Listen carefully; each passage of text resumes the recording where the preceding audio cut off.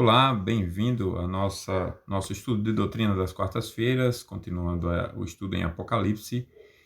O tema de hoje é a grandeza e a glória do Rei para admirar e adorar. Dia 17 de março de 2021, o estudo está sendo gravado, mas é o estudo das 20 horas. Você vai ter a liberdade aí de poder estudar assim que possível, especialmente aqueles que estão escalados para trabalhar nesse horário. E o texto básico é Apocalipse 5, todo o capítulo, portanto, os versos 1 ao 14. Nós vamos, antes da leitura, pedir a bênção do Senhor. Amado Deus, louvado seja o teu nome para sempre. Louvado seja o teu nome, porque podemos estudar a tua palavra. Agradecemos a ti por este dia, por tudo que vivemos, apesar de tanta confusão, tanto caos, por tua bondade sobre o teu povo. Nós sabemos por tua palavra que a tua ira não recai sobre o teu povo, mas que nós venhamos, ó Pai, diante de tantas circunstâncias difíceis e ruins, nos aproximar cada vez mais do Senhor, estar cada vez mais preparados para continuar, ó Pai, servindo ao Senhor e te servir com alegria. O Senhor é digno de ser servido com alegria, amado, honrado, adorado em todo o tempo. Ajude-nos, Senhor, como teu povo, e nos ensina a tua palavra neste momento, em nome de Jesus. Amém.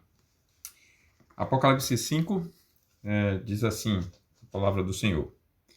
Vi na mão direita daquele que estava sentado no trono um livro em forma de rolo, escrito por dentro e por fora, e selado com 7 selos.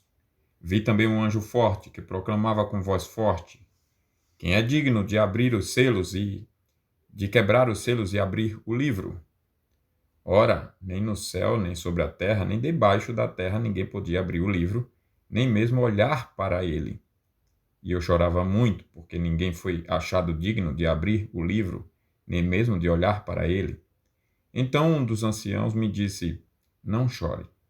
Eis que o leão da tribo de Judá, a raiz de Davi, venceu para quebrar os 7 selos e abrir o livro.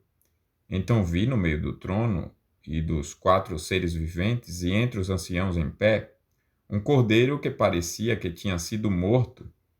Ele tinha 7 chifres, bem como 7 olhos, que são os 7 Espíritos de Deus enviados por toda a terra. O cordeiro foi e pegou o livro da mão direita daquele que estava sentado no trono, e quando ele pegou o livro, os 4 seres viventes e os 24 anciãos se prostraram diante do cordeiro, tendo cada um deles uma harpa e taças de ouro cheias de incenso, que são as orações dos santos, e cantavam um cântico novo, dizendo: digno és de pegar o livro e de quebrar os selos, porque foste morto, e com o seu sangue compraste para Deus os que procedem de toda a tribo, língua, povo e nação, e para o nosso Deus os constituíste reino e sacerdotes, e eles reinarão sobre a terra. Vi e ouvi uma voz de muitos anjos ao redor do trono, dos seres viventes e dos anciãos, cujo número era de milhões e milhares de milhares, proclamando com voz forte: digno é o cordeiro que foi morto de receber o poder, a riqueza, a sabedoria, a força, a honra, a glória e o louvor. Então ouvi que toda criatura que há no céu e sobre a terra, debaixo da terra e sobre o mar, e tudo o que neles há, estava dizendo: àquele que está sentado no trono e ao cordeiro sejam o louvor, a honra, a glória e o domínio para tudo o sempre. E os 4 seres viventes respondiam: amém. Também os anciãos se prostraram e adoraram. Na antiguidade, irmãos, nós vamos passar aqui, terminamos não deixando o texto. Esse foi o texto, mas já passou a leitura, né? Esqueci da exposição aqui dos slides. Mas vamos lá para o nosso estudo. A grandeza e a glória do rei para admirar e adorar. Agora você vê João tendo uma descrição do cordeiro, que é Jesus, que foi morto, que era o leão da tribo de Judá. E nós vamos aprender sobre ele, a grandeza e a glória do rei. Na antiguidade, muitos reis eram considerados divinos. Eram temidos por todos, tinham autoridade de vida e morte, e sua palavra era inquestionável. O rei decidisse, então estava decidido mesmo. Mesmo na Idade Moderna, houve reis absolutos em países da Europa e Ásia. Hoje, pelo menos entre os países ocidentais, os poucos reis que existem não têm sequer uma fração de autoridade de seus antepassados. Muitos são apenas figuras decorativas, deixando o governo na mão de outros. São apenas representações. Essas mudanças nos fizeram pensar o significado de um trono, com toda a conotação de soberania absoluta que transmitia aos antigos. Mas o que João experimentou ao se deparar com uma nova visão celestial foi um senso de admiração e submissão à soberania divina. Foi isso que o envolveu. Ele teve essa experiência de contemplar o próprio Jesus como Rei absoluto, governando tudo e todos, e Jesus, em sua soberania absoluta, divina, santa, e ele lá com senso de admiração e submissão. A soberania absoluta de Cristo é algo realmente agradável. Nós ainda não experimentamos, não conseguimos perceber plenamente porque ainda somos manchados pelo pecado. Mas vemos quanto é danoso o ser humano tentar usurpar essa soberania absoluta. Como o ser humano é perverso. Nós vemos isso nas autoridades aqui no nosso Brasil, que tem usurpado competências e poderes. Como tem trazido tanto mal, tanta dor, tanto sofrimento. Isso está na história da humanidade. Países comunistas sempre foram assim. Assim é na China, assim é aqui na Venezuela. É sempre sangue, é sempre morte, é sempre pobreza, é sempre tirania. Mas não quer dizer que governo absoluto seja ruim. Só não é para o homem, é para Deus. E Deus tem um governo justo, santo e bom. Só Ele tem. Então, João teve esse senso de admiração como um servo de Deus e teve um prazer enorme de se submeter àquela soberania absoluta, divina. E nós vamos seguir então no estudo aqui do tema. Deixa eu só passar aqui com o primeiro ponto, que é o soberano. Como é que nós vemos João? Deixa eu colocar o óculos também, porque eu estou com essa dificuldade sem o óculos. A coisa está ficando séria, né? Então, primeiro ponto, soberano. Agora João é levado à sala do trono de Deus. Vocês viram lá no capítulo 4, versos 1 e 2. Olha só. Depois destas coisas, olhei, e eis que havia uma porta aberta no céu, e a primeira voz que eu ouvi, que era como de trombeta, ao falar comigo, disse: suba até aqui, e eu lhe mostrarei o que deve acontecer depois destas coisas. Imediatamente eu me achei no Espírito, e eis que havia um trono armado no céu, e alguém estava sentado no trono. Então, João agora é levado à sala desse trono, numa visão muito semelhante à que Daniel teve do ancião de dias e do filho do homem, lá em Daniel 7, versos 9 a 14. Depois você pode conferir. Há também semelhanças significativas com coisas que Ezequiel viu, lá em Ezequiel 1, versos 5, 22 e 28, e a dupla ocorrência da expressão depois destas coisas é outro ponto interessante. Você vê aí no 4.1, depois dessas coisas, ele diz aí no verso 4.1, não informa a ordem histórica dos acontecimentos descritos, mas sim a ordem sequencial em que as visões apareceram a João, bem como faz referência ao escopo de visão de João em geral. Você tem no capítulo 1, verso 1 e verso 19, para perceber isso. Esse ponto é importante. Depois dessas coisas não é ordem, não significa ordem cronológica. Quando você estiver lendo o Apocalipse, que lê depois dessas coisas, não significa ordem cronológica, informa a ordem histórica dos fatos, dos acontecimentos descritos, ou melhor, não informa essa ordem, mas sim a ordem sequencial em que as visões apareceram a João. Então não é a ordem cronológica, não é a ordem histórica, mas a ordem das visões, a sequência de visões que ele recebeu. Então, depois de uma vieram outras, bem como faz referência ao escopo de visões que João teve em geral. João utiliza 3 pedras preciosas para descrever a aparência daquele que está assentado no trono. Você tem aí Apocalipse 4:3, apesar de que o nosso capítulo é o 5. 4:3 diz assim: e esse que estava sentado era semelhante no aspecto à pedra de jaspe e ao sardônio, e ao redor do trono havia um arco-íris semelhante no aspecto à esmeralda. Então João utiliza essas três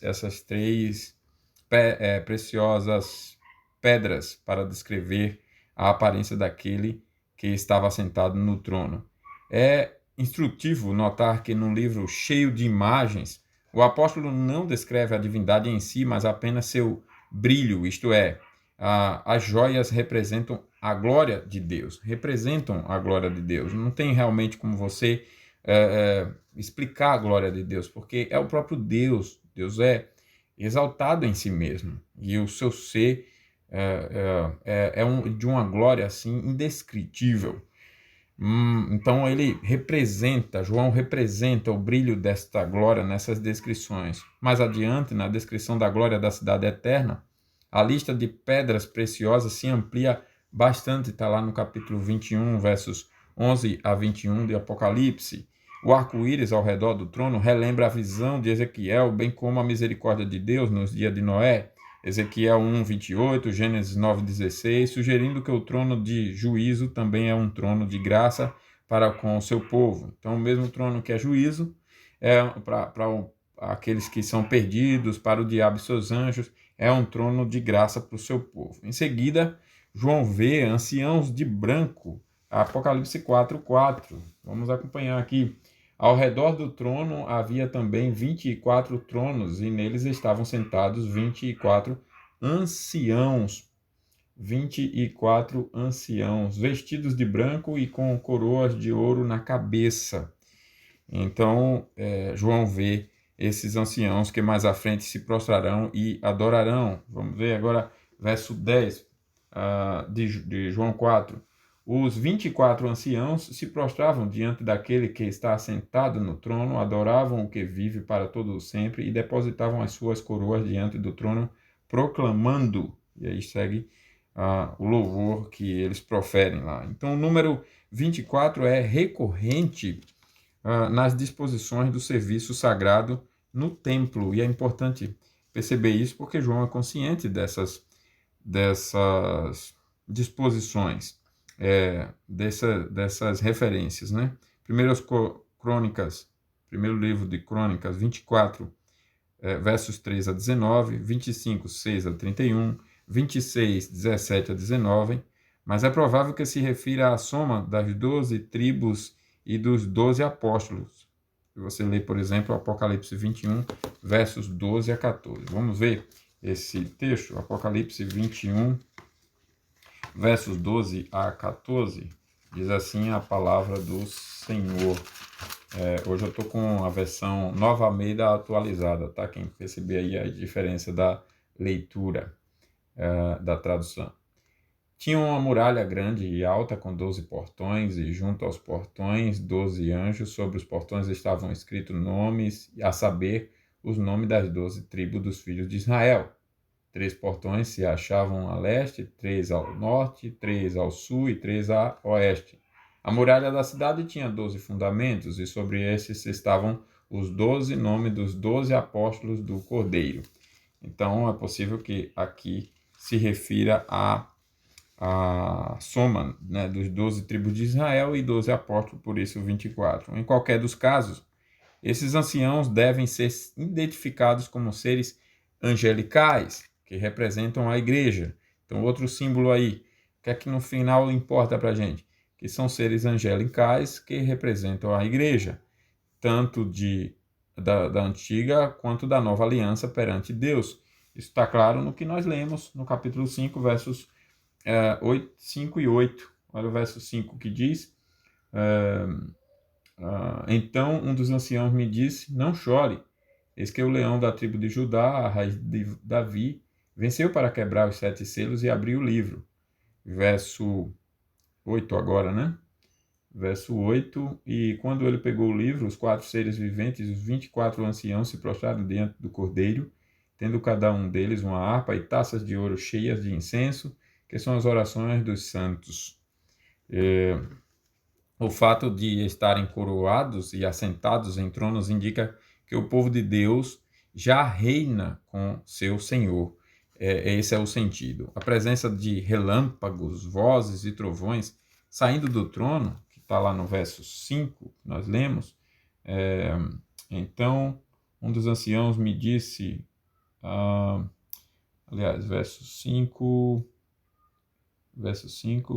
do capítulo 4, do trono saíam relâmpagos, vozes e trovões, e diante do trono estavam acesas 7 tochas de fogo, que são os 7 Espíritos de Deus. Então, essa presença aí de relâmpagos, vozes e trovões saindo do trono, como Moisés viu no Monte Sinai, lá em Êxodo 19:16, juntamente com a menção às 7 tochas identificadas com o Espírito Santo, enfatiza que aquele é um trono de julgamento, a ser temido, porque conhece tudo o que os homens fazem ou pensam. Salmo 139:7 é o que diz a palavra do Senhor.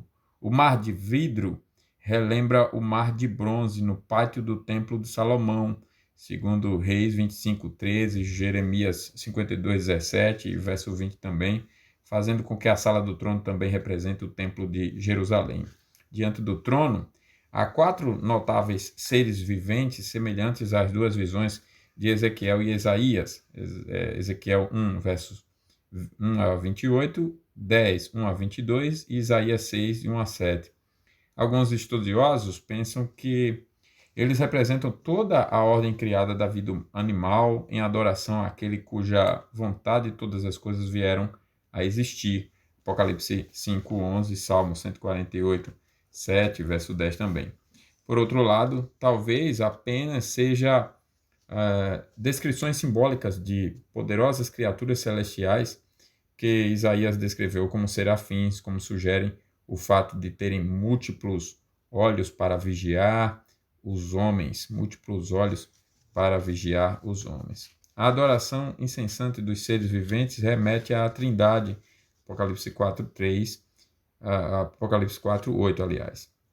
3 vezes santo, santo, santo, santo, 3 nomes para a divindade, tríplice afirmação de sua existência e desencadeia a adoração por parte dos anciãos que, por sua vez, exaltam a eternidade de Deus, verso 9, bem como seu poder como Criador, versos 10 e 11. Então vamos ver esses versos, verso 8 até o 11.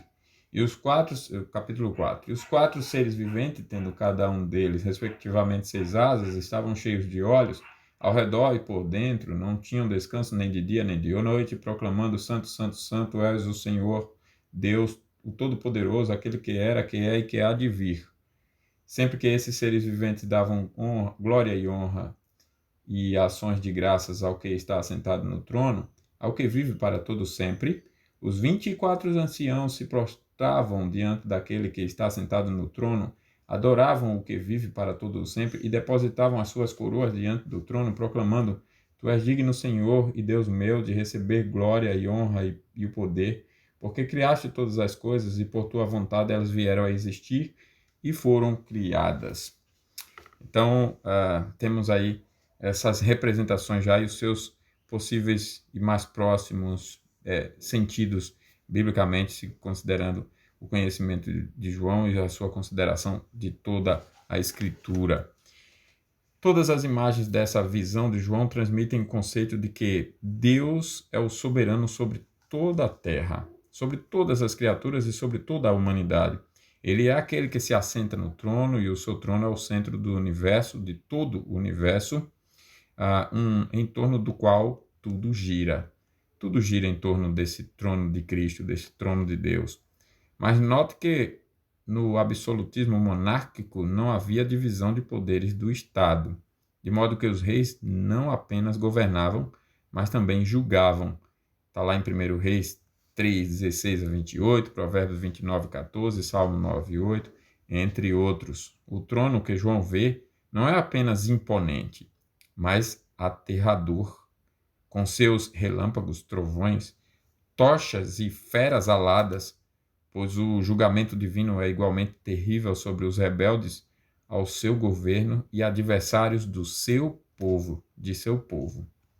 Nós passando por toda essa situação onde o Estado, cada vez mais, partidos políticos e governadores se afirmam cheios de ódio contra Deus, contra a igreja, contra Cristo, e querendo já rasgar, se valer da situação, rasgar a Constituição e qualquer coisa que seja ética e moral para agir contra a igreja de Cristo, mandar prender, impedir a liberdade de fé e religião e tudo mais. A gente pode até cair num erro de achar que as circunstâncias são a realidade. Circunstâncias podem parecer uma coisa, mas a realidade é outra. Pode parecer que Deus não está no controle. Pode parecer que esses tiranos, estão aí com a palavra final sobre tudo, mas eles não estão. Nunca estarão. É sempre Cristo quem estará com o seu controle soberano sobre tudo e sobre todos. O trono divino mencionado 17 vezes nos capítulos 4 e 5 e mais 21 vezes nos capítulos 6 a 22, enfatiza a soberania de Deus. Os seres angelicais giram em torno dele. Os acontecimentos da história são julgados a partir dele. Deus não se retirou do seu trono. Deus continua governando. Enquanto enfrentam a perseguição, o sofrimento e a tentação para transgredir a fé, as igrejas genuinamente cristãs podem ter a certeza de que a mão de Deus dirige todas as coisas para o bem delas e para a sua própria glória. O Cordeiro. Aquele que está assentado no trono é agora representado, portanto, agora retratado, portanto, um livro todo selado. Aquele que estava sentado no trono é agora retratado portando um livro todo selado, que representa o juízo de Deus, capítulo 5, verso 1. Nós vamos reler aqui. Vi na mão direita daquele que estava sentado no trono um livro em forma de rolo escrito por dentro e por fora e selado com 7 selos. Surge então um anjo forte. Por que esse anjo forte? Os outros são fracos, incumbido de encontrar alguém que seja digno de abrir o selo selado por dentro e por fora, indicando que já chegou o tempo do fim, que o anjo referiu a Daniel em Daniel 12, 4. Talvez João tenha visto um testamento romano que era autêntico ou autenticado com os selos de 7 testemunhas e às vezes tinha seu conteúdo escrito resumidamente do lado de fora para proteger contra troca ou falsificação do documento. Somente com a morte do testador é que podiam ser rompidos os selos e executada legalmente a herança por um executor de confiança. Aparentemente, o livro contém um plano de Deus de juízo e redenção e o porta-voz angélico procura alguém que abra o livro, isto é, que tem autoridade soberana para executar então esse plano. Uma vez que o plano divino se refere ao gênero humano, precisa ser um homem, mas todos são pecadores e estão debaixo do juízo contido no próprio livro. Todos são, portanto, culpados e indignos. Ninguém é digno de abrir o livro e nem mesmo de olhar para ele. Ninguém. Absolutamente ninguém. Nem quem se afirma religioso, nem quem não se afirma religioso. Apocalipse 5, verso 3, como nós lemos. Então João chora muito, pois percebe que se os selos do livro não podem ser rompidos, o glorioso plano de Deus não se realizará. Então ele chora. Esse é o motivo, mas Seu desespero é de pouca duração, pois um dos anjos o conforta, dizendo que o leão da tribo de Judá, também conhecido como a raiz de Davi, venceu e pode abrir o livro. Versos 4 e 5. Ambos os títulos dizem respeito às profecias do Antigo Testamento que indicam o reinado do Messias sobre o povo de Deus, sobre os povos, sobre todas as coisas. Gênesis 49, versos 9 a 10, Isaías 11, 10. As palavras, então, do ancião servem como representação ou apresentação da figura que João vê em seguida. A apresentação dessa figura, um cordeiro, como tendo sido morto, de pé, junto ao trono, no verso 6 do capítulo 5 agora nós estamos, numa alusão à profecia de Isaías que descreve o Messias sendo levado ao matadouro, lá em Isaías 53, 7. Ele foi momentaneamente vencido pela morte, mas por fim a derrotou. Como a gente costuma repetir com as crianças, Jesus é o único que matou a morte. Jesus é o único que morreu para destruir o poder da morte. Gênesis 3,15, João 10, 18, Atos 2, 24. A razão de João ver o leão conquistando como um cordeiro que foi morto é enfatizar a centralidade, então, da cruz. A vitória de Cristo começou mesmo antes da ressurreição por meio da sua morte. A vitória do seu povo também é assim. Apocalipse 3, 21, 1 Coríntios 15, 55 e 57. Os 7 chifres e os 7 olhos do cordeiro significam, respectivamente, seu pleno poder e sua plenitude de conhecimento. Ele se achega ao trono e recebe daquele que está sentado ali o livro selado, isto é, o direito de executar o plano divino. Verso 7.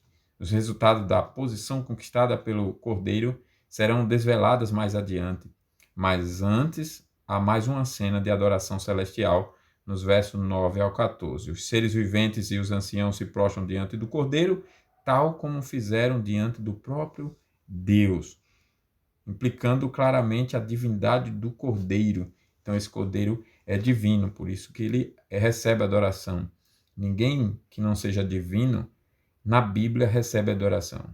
Por isso, anjos, quando foram ser adorados, rejeitaram ser adorados, porque eles sabiam, como eles eram servos de Deus, que só Deus é digno de ser adorado. Os anciãos tocam harpas e apresentam em forma de incenso as orações dos fiéis, mais especificamente o clamor pelo juízo de Deus sobre os malfeitores e a libertação divina para os juízos. Versos 8 e no capítulo 6, verso 10 também. Em seguida, anciãos e seres viventes se unem em louvor ao Cordeiro.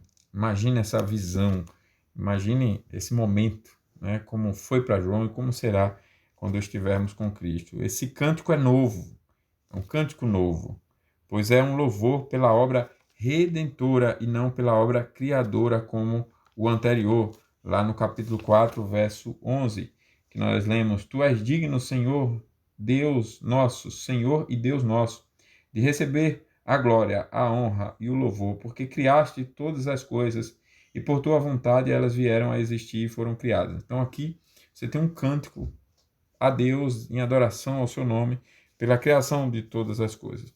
Mas agora nós temos uma adoração com um novo cântico, um cântico então que louva a redenção, a libertação da escravidão, do diabo, do pecado. A nossa compra, nós somos comprados, todos nós que cremos em Cristo, comprados por Ele para vivermos libertos da escravidão, do pecado, da tirania opressora, do engano, da mentira, do mal, da confusão. E por mais que estejamos num mundo de trevas e confusões, gozamos dessa paz que o mundo não pode dar. E essa redenção de ser liberto dessa escravidão, que também significa, portanto, já que foi liberto de uma coisa, significa a nova natureza para outra, ou seja, o prazer, a alegria de servir a Deus, de servir a Cristo, de amar a Cristo, de se relacionar com Ele, de viver para Ele. É essa redenção que está sendo cantada e por ela o Cordeiro está sendo adorado e reconhecido como divino, e é por isso que esse cântico é o novo cântico, porque celebra a nova criação inaugurada pela morte de Cristo, o sangue, né? Morte, o sangue, que foi o preço para comprar os que procedem de toda tribo, língua, povo e nação para comporem um só reino sacerdotal. Apocalipse 5, versos 9 e 10. Também vemos em Daniel 7, versos 13 e 14. Então você já percebem aí que Daniel, Ezequiel e Apocalipse são... O livro do Apocalipse cita bastante Daniel e Ezequiel, mas são bem harmoniosos no entendimento dessas visões. Assim, João vê na igreja o cumprimento tanto da promessa quanto da profecia dadas a Moisés e Daniel com referência a Israel, Êxodo 19:6, Daniel 7, 22 e 27. Então o louvor daquele pequeno grupo é replicado por uma multidão inumerável de outros seres celestiais, milhões de milhões e milhares de milhares. Apocalipse 5:11, Daniel 7:10. Esse segundo cântico também exalta o Cordeiro por sua morte. Verso 12. Por fim, agora toda criatura que há no céu e sobre a terra, debaixo da terra e sobre o mar, glorifica a Deus e ao Cordeiro. Isso parece ser um vislumbre daquele dia em que até mesmo os inimigos de Deus dobrarão os joelhos diante dele. Isaías 45, verso 23. Filipenses 2, 10. Essa é uma visão maravilhosa. Imaginem estarmos nesse contexto de sofrimento e um dia estarmos diante de Jesus, reinando com ele, num juízo final, e todos que gritaram contra ele e se rebelaram a ponto de fazerem o que muitos estão fazendo hoje, estarem ali prostrados diante dele. Prostrados. Um grupo prostrado com adoração sincera, porque a redenção produz essa nova natureza. É a nova natureza em Cristo. A redenção ter o resultado dela é ter um novo coração que ama a Cristo. Então vai ser um prazer estar ali para todo o coração salvo, remido pelo sangue de Cristo. Mas o coração não salvo, que sempre viveu de ódio contra Cristo, nesse momento, só se prostrará porque não tem outra postura diante do rei, de sua voz, de sua autoridade absoluta. O ser humano se prostra mesmo, ou a criatura se prostra, mas será de desespero. Vão rir agora, rir de medo desesperador, porque a consciência acusa, mas naquele momento, se tiverem todo inimigo, todos aqueles que tiverem partido para a eternidade sem se arrepender genuinamente, vai perecer eternamente. E nesse momento, dobrarão os joelhos diante dele, mas com desespero. A visão termina com a resposta final de adoração renovada pelos seres viventes e pelos anciãos, representantes celestiais da criação e da igreja, que confirmam o louvor que sobe da terra pronunciando o amém final de adoração. Nenhuma outra resposta seria apropriada diante da majestade, glória e misericórdia do Senhor do Universo, que enviou seu Filho para resgatar pecadores com a sua própria vida. Quando entramos na sala do trono, só podemos adorar e bendizer ao Senhor. Só podemos adorar e bendizer ao Senhor. Então, conclusão. Assim como os anciãos e seres viventes glorificavam a Deus por ele ser o soberano criador de todas as coisas, glorificavam o Cordeiro por ser ele o soberano redentor de todas as coisas. E é importante esse detalhe. Jesus veio redimir todas as coisas. Por isso que Paulo diz que a natureza, por enquanto, geme e suporta o sofrimento até agora, aguardando com expectativa a redenção.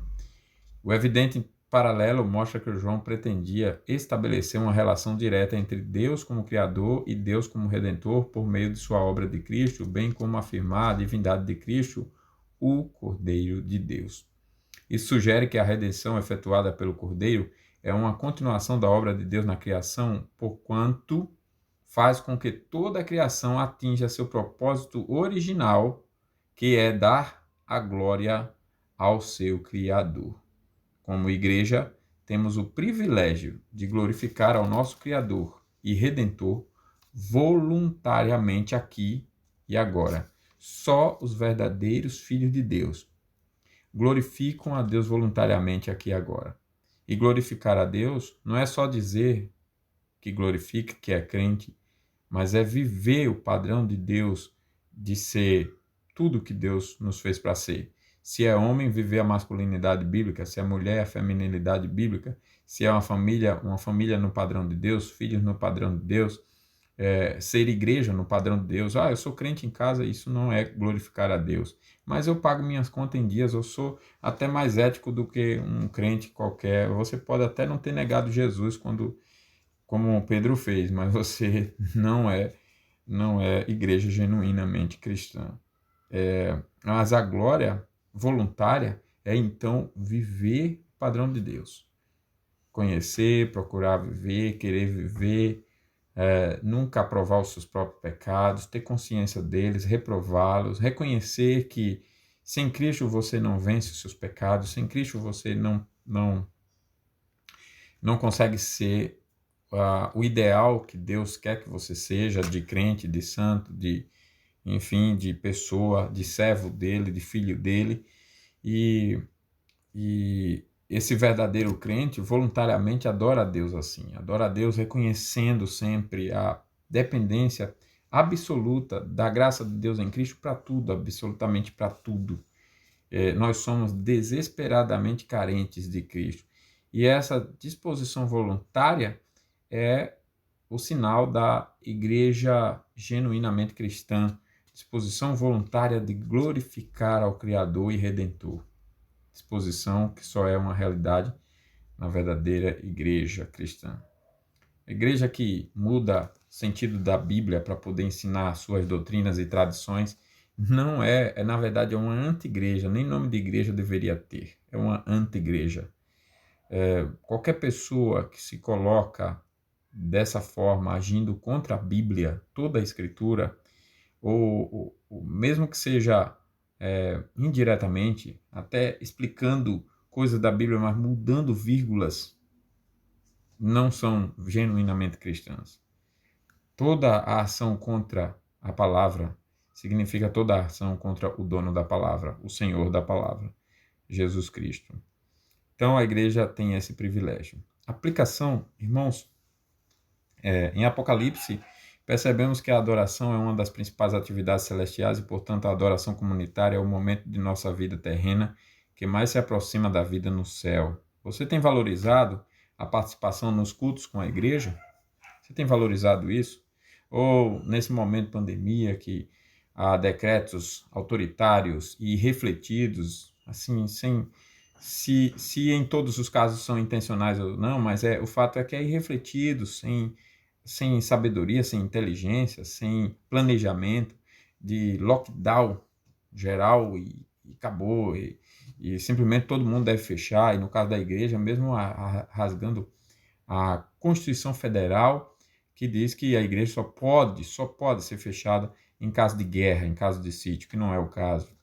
E além do mais, se outras áreas podem funcionar, por que a igreja não? Nós sabemos que cartório não segue decretos. O que define, por exemplo, o fechamento de cartório não é decreto de governo, não é decreto do presidente.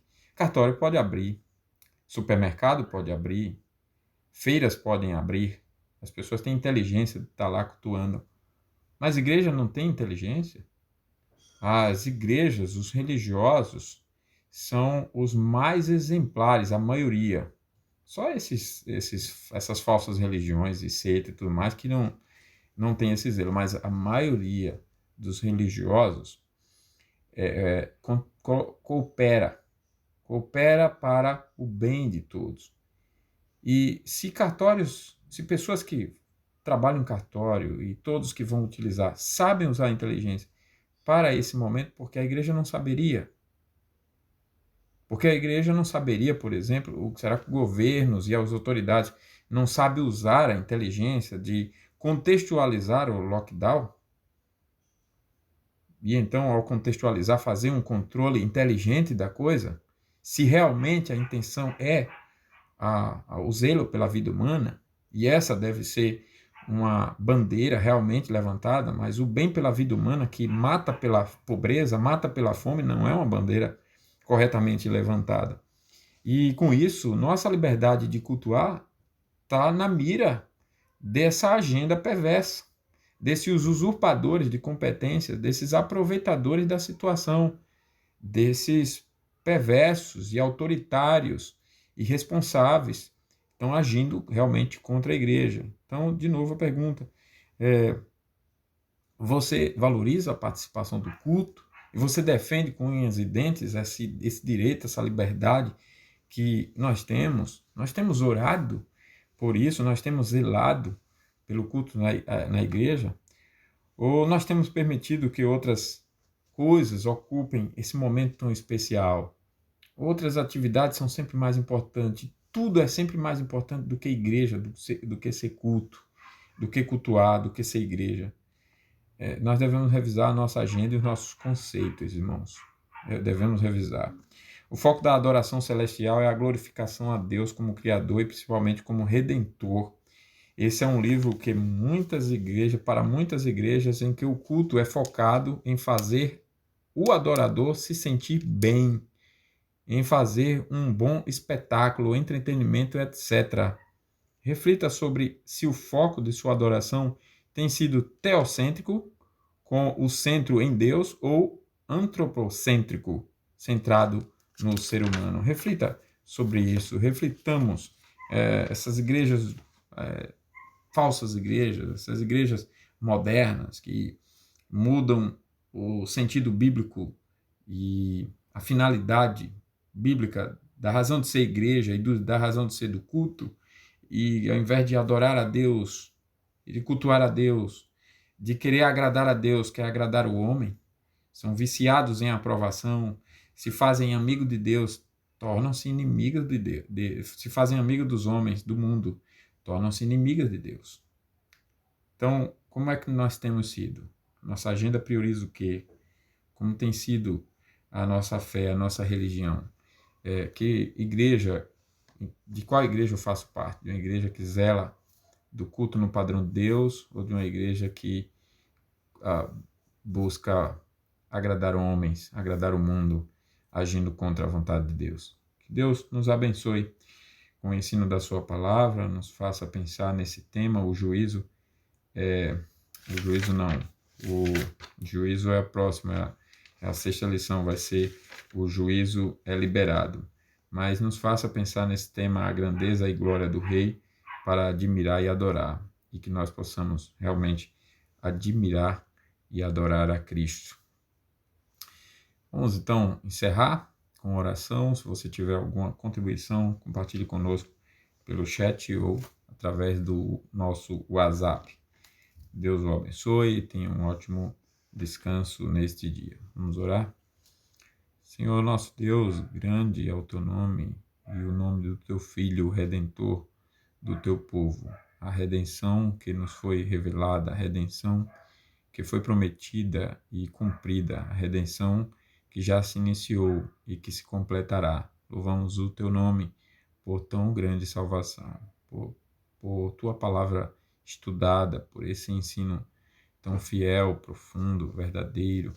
Ajude-nos, ó Pai, a compreender as lições aqui, seus sentidos, e a viver a genuína fé cristã. Ajude-nos, Senhor, diante de oposições, perseguições e agitações do mundo que se perturba cada vez mais, a viver firme na fé em Cristo e a proclamar Jesus para outras pessoas, para que Cristo seja conhecido, reverenciado, amado. Dá-nos, ó Pai, força. Sem ti nada somos e nada podemos fazer. Oramos como Josafá, quando estava sendo atacado por um exército perverso, cruel, e um número de homens incomparavelmente maior do que ele e seu povo. E ele orou ao Senhor, dizendo que não tinha forças contra essa multidão e não sabia o que fazer, mas os seus olhos estavam postos em ti. E oramos com ele, ó Pai, para dizer que reconhecemos que não sabemos o que fazer, não temos forças, mas os nossos olhos estão postos em ti. Cristo é o autor e consumador da nossa fé. Embora ainda tenhamos as nossas lamentáveis imperfeições, Cristo nos resgatou, Cristo nos amou, Cristo nos purificou de todo pecado. E nós queremos ser fiéis até o fim.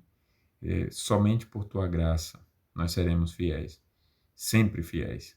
Por isso, ó Pai, oramos a Ti, clamando, ajude-nos para que testemunhemos fielmente de Cristo, mesmo durante as perseguições, as dores, as lutas do mundo contra a igreja, do mundo contra o teu povo. Ajude-nos, ó Pai, a administrar corretamente os recursos e o nosso tempo para proclamar as tuas verdades para um mundo que morre, que perece, que se desespera, que se agita. Perdoe-nos, ó Pai, os pecados que temos cometidos. Lamentavelmente, ainda temos pecado contra a tua santidade. Deveríamos estar zelando mais e devidamente, corretamente, pelas coisas do Senhor. Deveríamos ter zelo pela nossa devocional particular, culto doméstico e a nossa reunião solene no dia do Senhor, inegociavelmente. Mais sofisticadamente, ó Pai, temos nos distanciado e justificado esse distanciamento, essa quebra, a quebra da guarda do teu dia de descanso, e a quebra do culto, da responsabilidade, do compromisso que temos de atender à tua santa convocação para a reunião pública e solene do teu povo. Não é um momento fácil, há várias realidades e contextos que precisam ser piedosamente orientados biblicamente. Mas não é admissível que nós, como teu povo, venhamos a aceitar a tirania de um Estado que se levanta contra a tua palavra e refletidamente quer parar a igreja. Ajuda-nos, ó Pai, a sermos fiéis nas duas responsabilidades, amor ao próximo e submissão ao Senhor. Submissão às autoridades e submissão ao Senhor. E com isso venhamos a colaborar com a contenção desta pandemia nesses momentos difíceis, mas também a servir ao Senhor com alegria com o nosso culto, zelando pelo teu dia. Ajude-nos, ó Pai, a vivermos superarmos, enfrentarmos, encararmos qualquer injustiça, mentira que venha contra nós, para que apenas o teu nome seja exaltado e glorificado. Dá-nos graça, dá-nos força, dá-nos sabedoria, em nome de Jesus, nosso Senhor e Salvador. Amém. Muito bem, tenham todos um ótimo descanso, foi um prazer aí ter a companhia de todos vocês, aqueles que vão acompanhar posteriormente também, e quem não conhece a nossa igreja, fica aqui o convite para conhecer. Tem outras programações online também, como a Escola Bíblica Dominical, vários assuntos aí no nosso canal. Você com certeza será abençoado. Ótimo descanso, Deus proteja a sua vida, a sua mente, seu coração, faça você descansar e se alegrar em Cristo como o Rei, a grandeza e a glória do Rei para você admirar e adorar. Ótimo descanso, fique com Deus.